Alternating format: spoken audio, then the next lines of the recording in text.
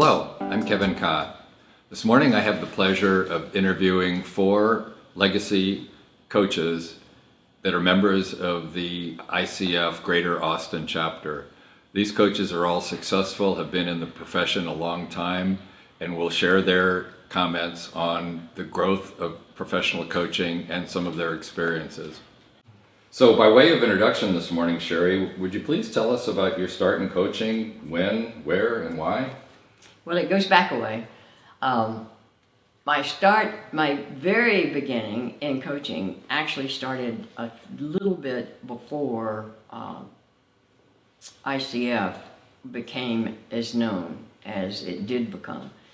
And I literally stumbled on the whole concept of coaching in the Omni Hotel in the Galleria area of Houston when I was invited to breakfast by a good friend who was visiting if I could come down to meet her there at the hotel.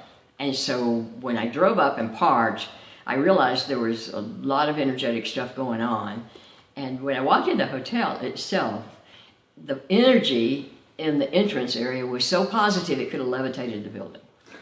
And so it turned out that Coach University, which was known as Coach U, it's still known as that, was having kind of a pre-meeting for a mini conference, like a small scale conference for the whole weekend. Some of the people happened to sit right next to us for breakfast, and they were just chattering, and they were so upbeat, and they were just such organized people, it seemed like, and they were talking about the mini conference plan.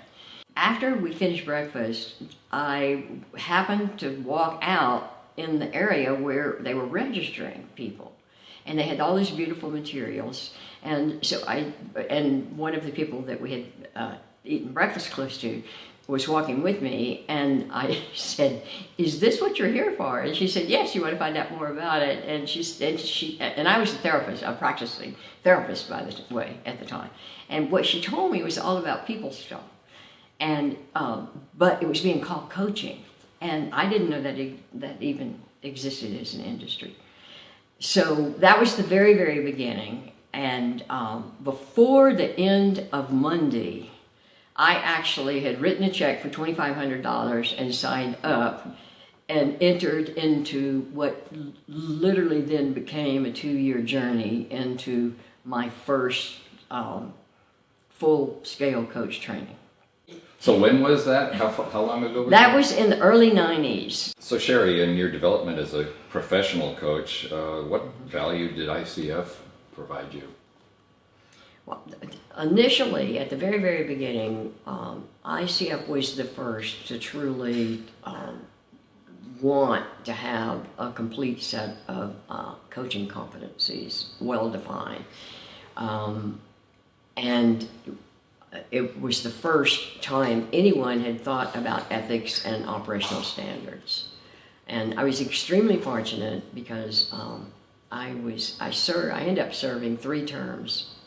We brought the 2 organizations together that I mentioned, and one from Northern California, the rest was from all over the place, but mostly New Mexico, Texas, and some of California and Colorado.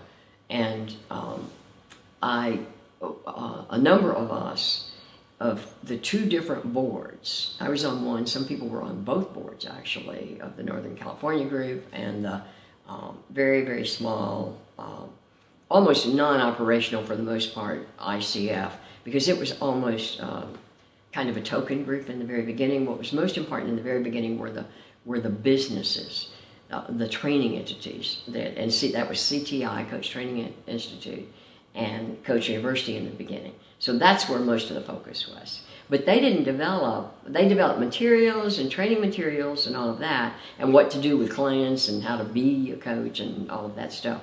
But they didn't have competencies or ethics or standards defined. And so when ICF, when we brought the 2 groups together, we ended up with about 70, I guess, in the very beginning. And by the time I had served 3 terms, I think the membership was up to about 250. Wow. And today it's well over 28,000, and it's worldwide, and I think we're over 200 countries now. And the very beginning, it was definitely North America, and so the impact it had to me was like quadrupling my community immediately, but with structure and with some actually long-term concepts. Because if you're operating around a construct of inclusiveness like we were, and you have competencies and they have kind of like rules but no regulations, protocols almost more than rules, it gives you something you can begin to build a real platform on. And then of course, the most impact it had on me was through value system, a lot of acceleration or emphasis on values, and in my case the adoption of some and integration of some real new values even. So what value has ICF provided in your development as a professional coach?